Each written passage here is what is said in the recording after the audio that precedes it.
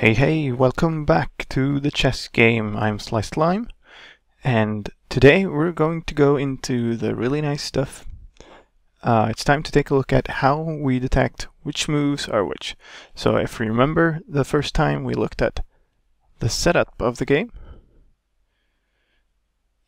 and how we wait for the game to start. And then the second time we looked at all the summoning commands. You remember all of this stuff, right?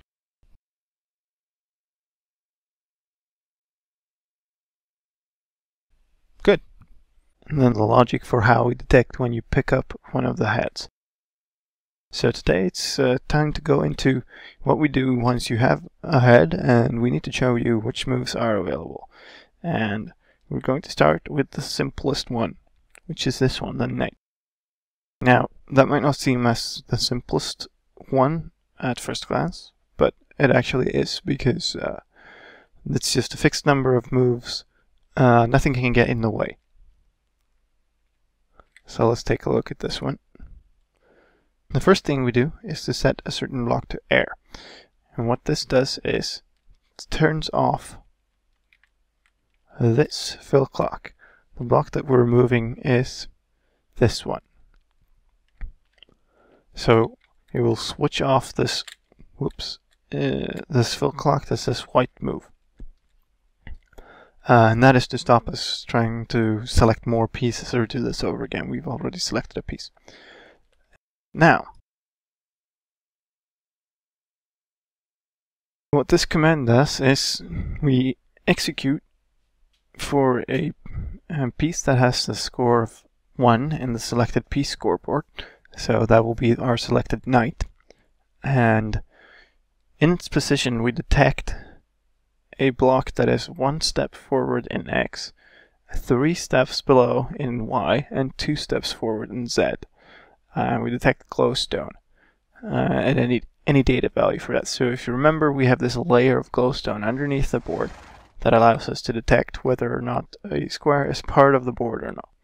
So we take this knight and we take 1 step forward in X, so that would be this way, and then 2 steps forward in Z, that would be 1, 2, this way, and then we go down 3 blocks, which would give us this glowstone block right there. So that allows us to check if that would be a valid move, if that move is on the board. And if so, we're going to set that same block, but just one below the piece, to a diamond block. So if that is a valid move, it's going to be turned into a diamond block. So let's take a look at the next one. Same command, right? But the coordinates are different. Now we're looking at 2 forwards in the X direction and 1 forward in the Y direction. And you're going to have similar commands for all the possible moves. There are 8 possible moves a knight can do. So once we've reached this far, remember all of these are going to be executed in the same tick, like all at once. But they're going to be executed in order. So all of these 8 command blocks will have executed first. And then we're going to go on to this one. So now we're going to try to find an armor stand. And we're going to find one that has a score of 1 in the side scoreboard, which means it's a black piece, at least 1. And it will mean exactly 1.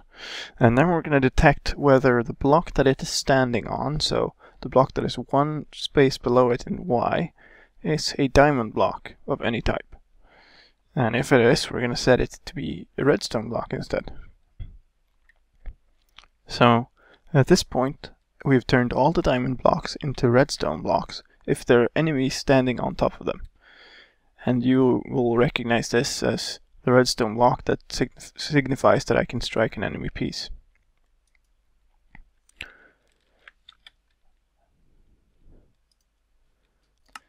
And then we're going to detect any armor stand that has a score of at most 0 in the side scoreboard. And using that armor stand, we're going to detect the block that is right below it, so -1 in Y, and it's the diamond block. So we are executing for all the friendly pieces that are standing on a diamond block, and for those pieces we are cloning a block that is the clone command clones a single block, and it's from 2 spaces below to 1 space below. So remember, we have 2 layers of the board and they're identical from the start, but now we've set a diamond block here and a diamond block here and so on. Now if there's a friendly piece standing on top of the block, that obviously isn't a valid move, so then we're cloning the bottom layer block up to it to reset to the initial board state.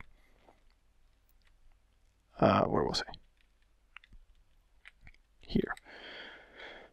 Right, so now we have diamond blocks that are left, and they're the only diamond blocks that are left are now in valid positions for a move.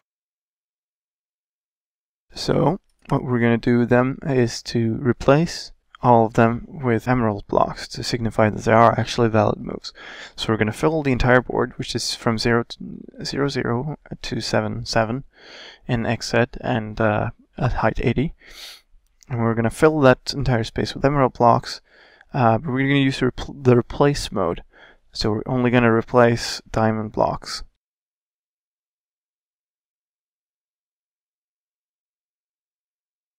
Okay, so now we're going to use our board armor stands. So remember, we have 64 board stands standing down in the basement, 1 for each square on the board.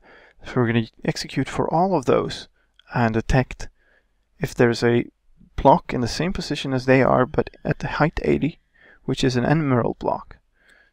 So if any of the squares on the board are an emerald block, we are going to execute a summon for that position. So what we're doing is we're summoning an armor stand on the same position again, but on height 81. Pretty much an invisible armor stand that has no baseplate, no anything. The only thing it has is a piece of equipment, and it's a chainmail helmet with the name of Move. And the armor stand itself is called S_move. So at this point we now have an armor stand that shows up above the potential move with a head slot filled with a chainmail helmet. So that's what gives us the armor stand to interact with to make our move.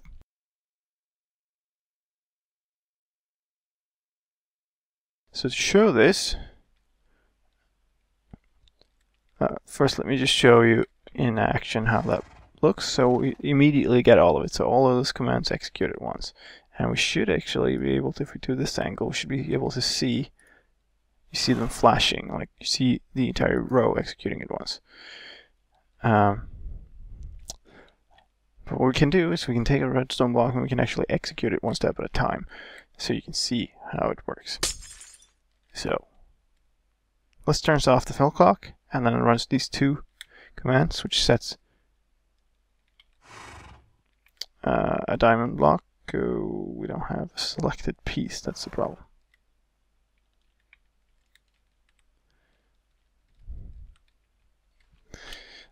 Scoreboard play is set at aim equals W night 1. Select piece 1. Okay. Let's do that again now. There. And you see we have done 2 diamond blocks here. So those are potential moves for a knight on sort of an empty board. So after these 4 redstone blocks, we've executed these 9 command blocks. The first one sort of turns off the fill clock. The other 4 on this side and 4 on that side will set the 8 possible moves on the board. But as you saw, only if there's a glowstone block right underneath it, which there isn't for these ones that will end up outside the board. So we now have 3 potential moves. So you see this one isn't actually a move, it's occupied by another piece, so that will be removed.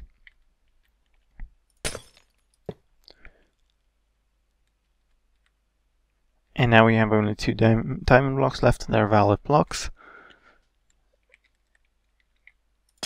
So we replace them with emerald blocks.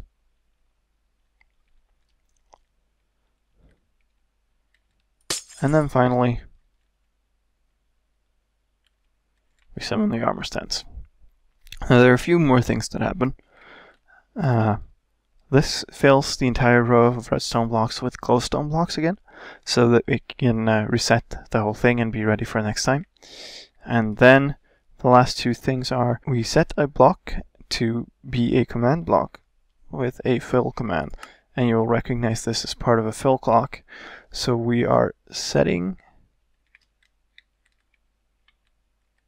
this block to be a command block with a fill command in it to get this fill clock running, and that's these are the command blocks that will detect when you're finished with your move. So now you're holding a move, and we need to detect when you're finished with it. And then finally we set 1 single redstone block, and that will be this one, to signify to kickstart this fill clock. Just having these 2 blocks won't help, because this will be an obsidian block, so we'll have to get this to a redstone block to get the whole thing pulsing.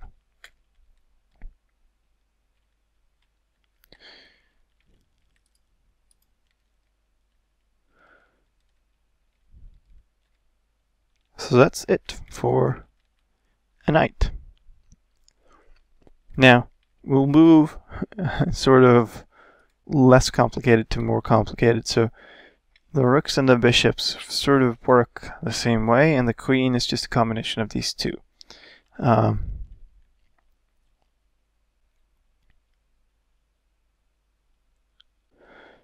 Now,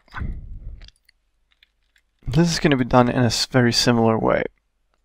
We start up by running this command that detects if a block 1 step in the negative x direction has a glowstone block under here, then we set that to be a diamond block.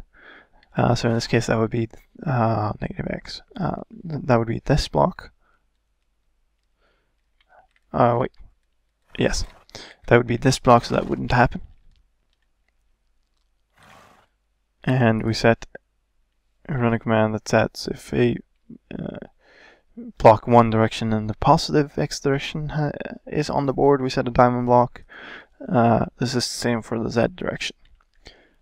So after we run, let me grab these.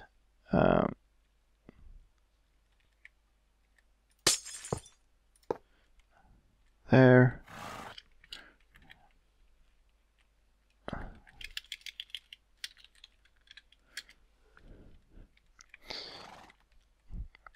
So after we run those 4 first command blocks, we're going to have a diamond block in 1 step in every direction, if that piece is that square is on the board.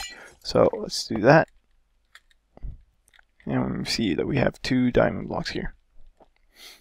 Now we're going to repeat what we've done before and run a command for all enemy pieces on the board that are standing on diamond blocks, and then we're going to set those to redstone blocks. And we're going to run the same command as we did before to clone the board for any friendly blocks. So after this block we'll have redstone instead, and there's none of that. And after this block we'll have reset any squares that are occupied by friendly pieces. So that's what happened now. So to show you the rest, I'm simply going to get rid of this little dude. Sorry, dude. And do this over again so we can see how this propagates across the board. So now we have a diamond block there. So we let that diamond block remain on the board because there's nothing standing on top of it. So now we need to continue the whole progression across the board. So there are 8 possible moves. No, hold on. There are 7 possible moves in every direction. So because there's a maximum length of the board. So we can just enumerate those, right? So what we do is we execute a command for the selected piece, and we detect if the block that has 2 steps in the negative x direction and 3 steps below is a glowstone block. So essentially, if we're stepping 1 step further in every direction this time, so we're going to check this block, this block, this block, and this block. And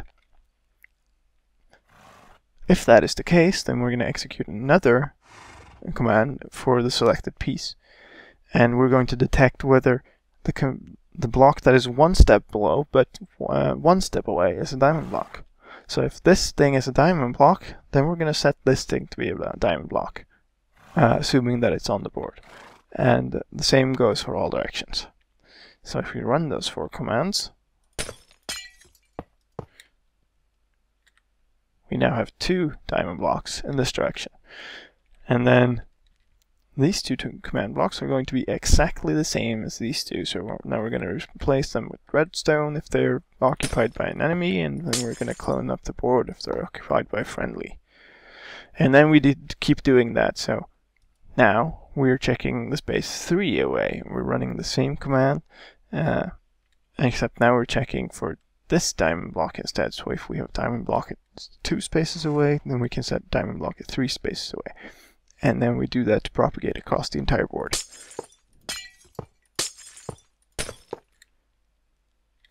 Three diamond blocks.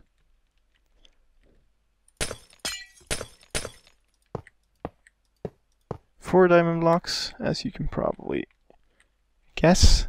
And we have 1 more diamond block before we actually hit an enemy, and that will turn into a redstone block.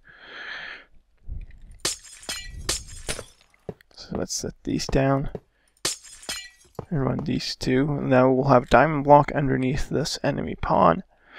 So we're going to be replacing anything that is a diamond block that has an armor stand on top of it, which is an enemy piece, and we're going to be replacing that with redstone.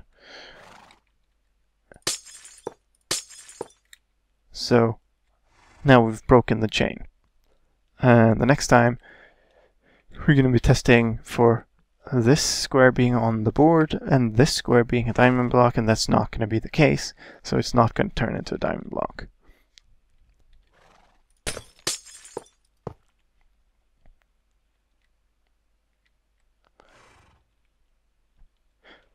And then one final time we run the commands to replace with redstone and clone the board.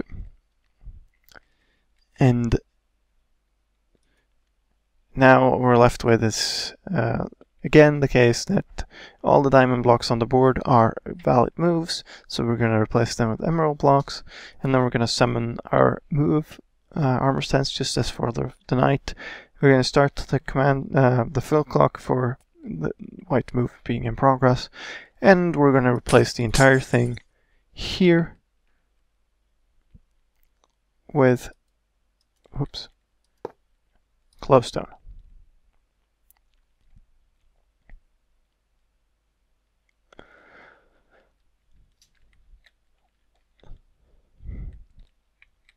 So by splitting it up into 1 step at a time in every possible direction, we have sort of simplified the logic for this to only have to detect 1 block at a time, or 2 blocks at a time, because we're checking for this glowstone block and the previous one being a diamond block.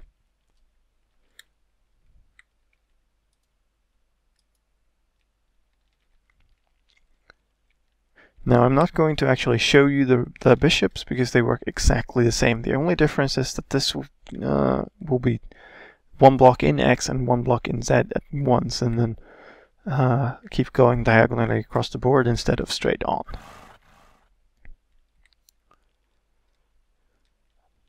So that gives us the movement for the rooks, the knights, the bishops, the queen, but not for the pawns and not for the king.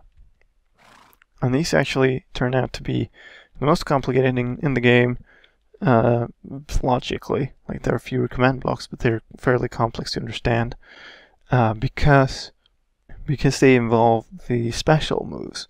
So for pawns, we have en passant to deal with, which, if you recall, is the rule that lets me strike a pawn that has stepped 2 spaces off its starting position with another pawn standing here, going to this place, and you'll strike this pawn that is in another square than the one you're moving to.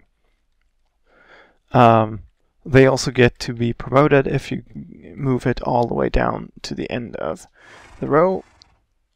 And then there's the king, which needs to deal with castling. Let's do the king first.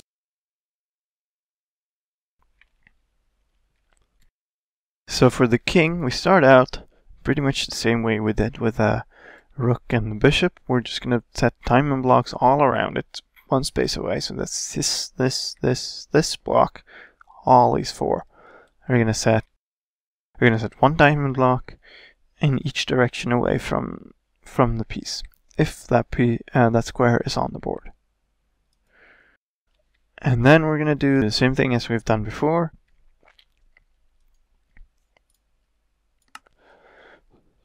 And we're going to do the same thing that we've done before and set a redstone block on those diamond blocks if there are enemy pieces standing there.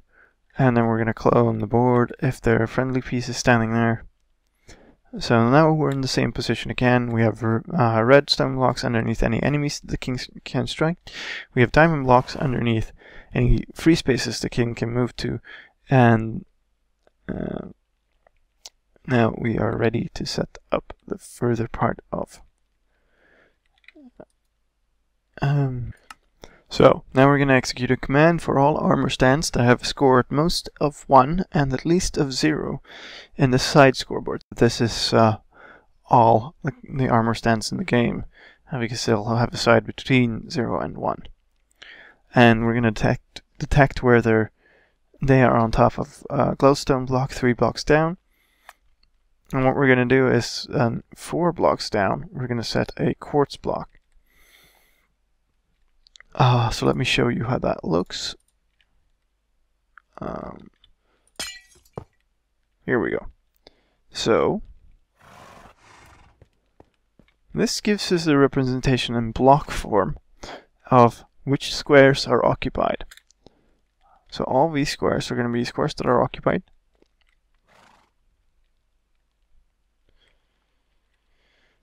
So that gives us the possibility to easily check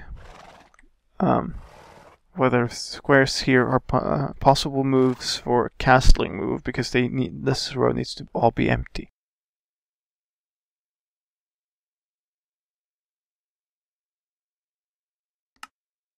So we're going to execute a command for entities named w_king_h, and that has a score of has moved in the scoreboard that is at most 0.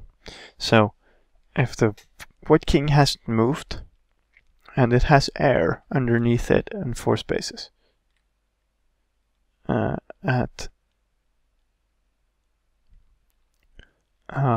there's air underneath it in a position of 1 step away in the x direction.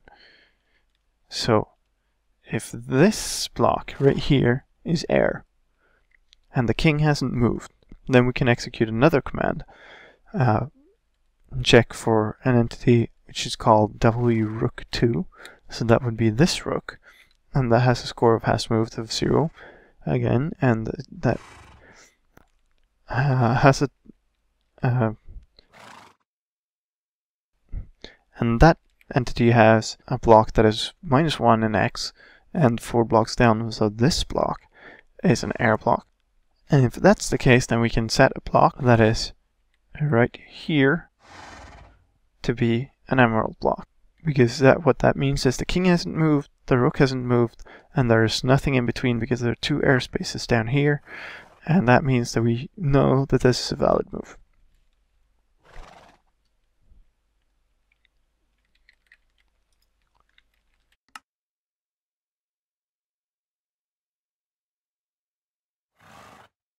And of course we're going to want to do the same for the other side. So we're going to check for an entity that has not moved, and that's name is the king, and we're going to detect air in a space of -1 from it, so this space needs to be air. And then we're going to check for an airspace 2 spaces away, that also needs to be air. And then we're going to check for the entity named Rook1, and we're going to check for this space being air, and it hasn't moved. And if that's the case, we're going to set this block to be an emerald block, because then that castling move is a possible move.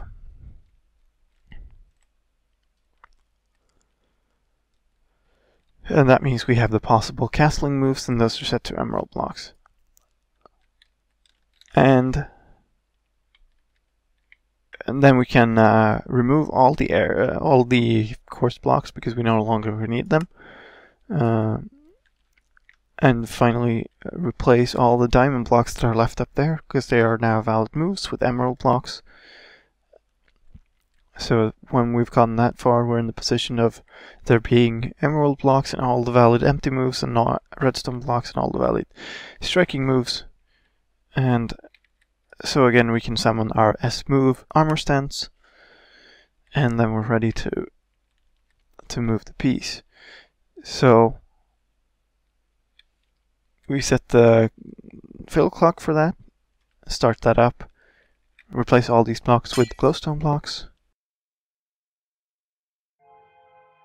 And then what we're going to do is clear your inventory and give you back a white king named Chainmail Helmet. And that is, as I explained before with the queen, a workaround, because picking up the king's crown in multiplayer sometimes bugs out. And that gives us the a workaround for that. So just clear your inventory and make sure that you're holding the right item.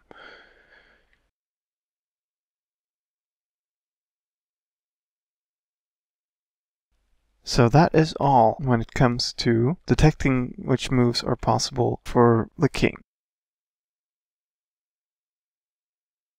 So what we have left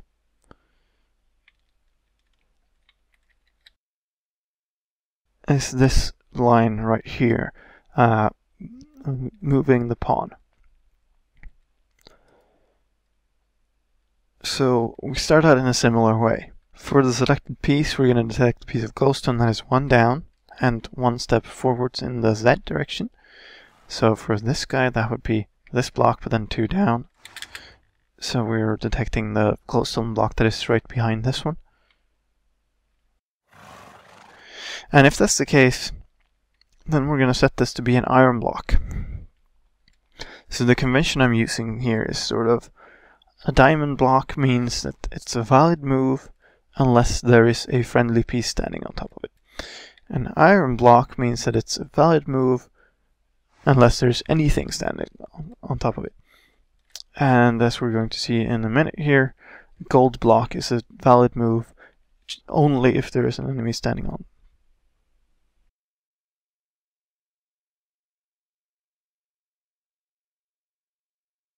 So that's what we're doing here.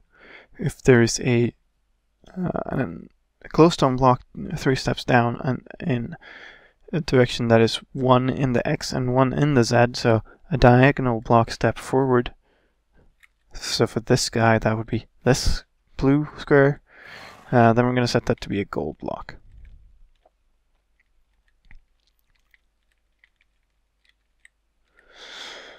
And then of course, if you're in the starting position, that would mean that we go 2 blocks. So we have to finalize this move. So if there's, like I said, if an iron block has any piece on top of it, it's not a valid move. So we're going to detect any scoreboard that has a score of at least 0 in the side scoreboard. So that's any armor stand that's part of the game. And if it's standing 1 block above an iron block, then we're going to be cloning the block 2 blocks down to the 1 block up, so we're going to be resetting the board.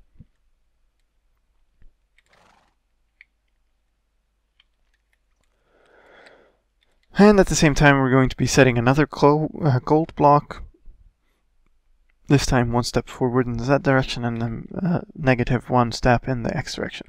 So that gives us the other possible striking move. but of course only if there's a glowstone block beneath, so we know it's a part of the board.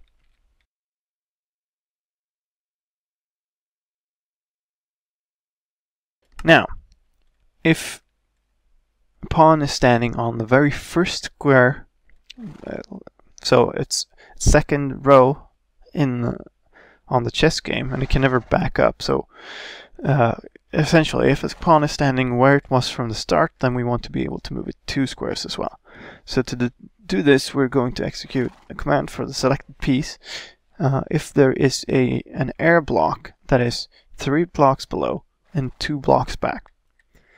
So that means that the square that is behind it 2 steps, this square, is not a part of the board, because otherwise that would be a glowstone block. And if that is the case, then we're going to execute another command that is for the selected piece and detect if the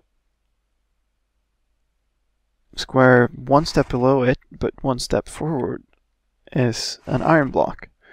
And if that's the case, then we're going to set the next one to be an iron block as well.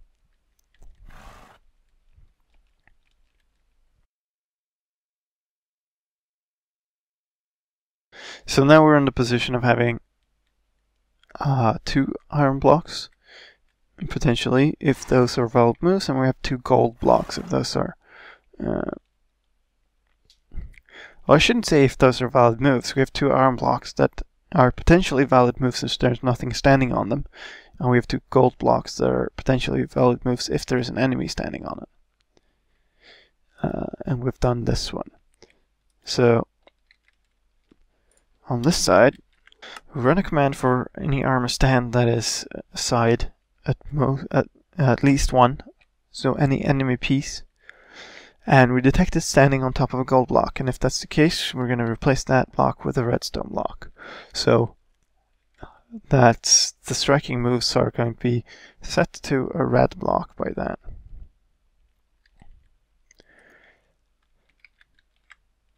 And we're going to be running the same command again, so any piece standing on top of an iron block will mean that block is replaced by the board.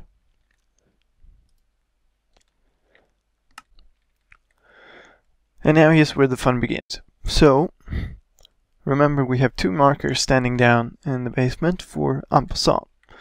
Now what they are going to do is, if I take this guy, oh, I'm in some weird state. Let me reset this.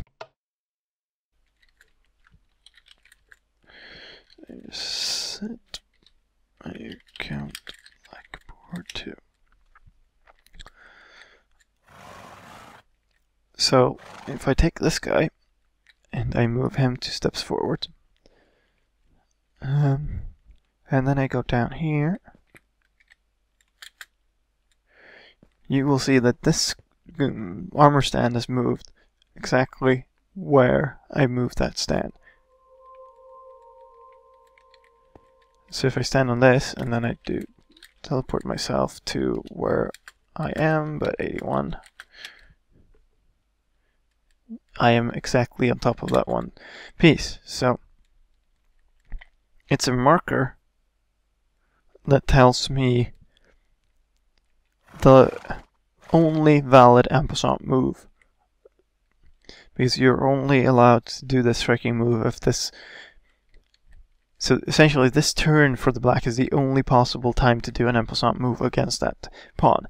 And so there's only at most 1. So we have that one right down here, which means we can use that to execute commands.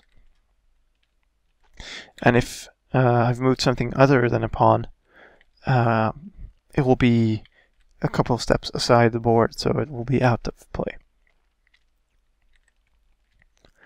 So, for the black en passant marker, we detect a block that is 1 step forwards in the Z direction, so 1 step further out, and on a square on the board, so height 80, and we detect a gold block. So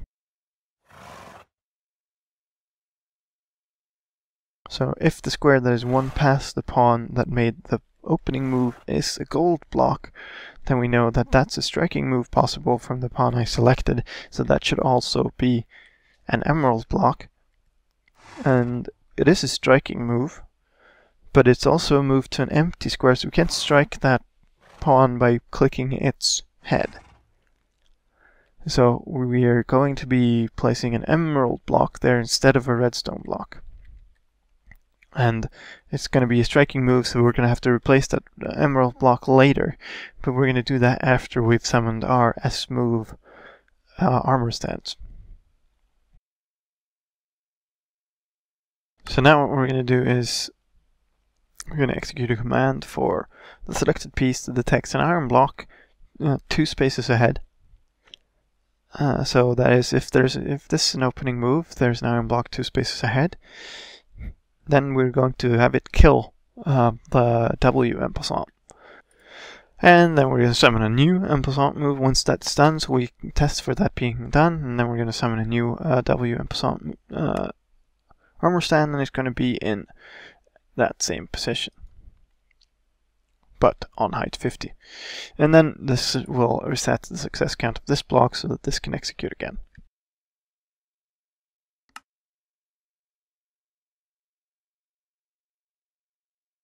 So the situation we're in now is that any gold blocks that are left have no valid striking move on top of them, so we need to replace them with the board, and we do that by executing a command for each armor stand named board. So each square on the board, height 80, and we are going to detect a gold block there, and if there is a gold block, then we're going to clone the block underneath to be the block up here, so we're going to reset the board.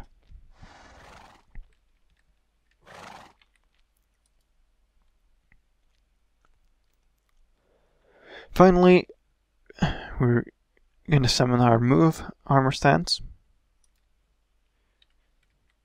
You're going to start the fill clock.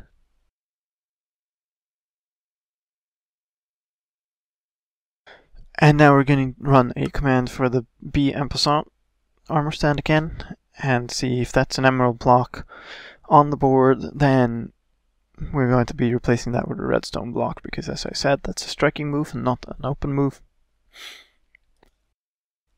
Set an air block to stop the old fill clock. Set a redstone block to start the new fill clock. Slight delay, and then fill this up with glowstone. So, we've now run all the commands needed to show what our possible moves are. Next time we're going to take a look at what happens when I actually place down my head and move a piece. I hope you've enjoyed this episode, and I will see you next time. Thank you very much for watching. Bye bye.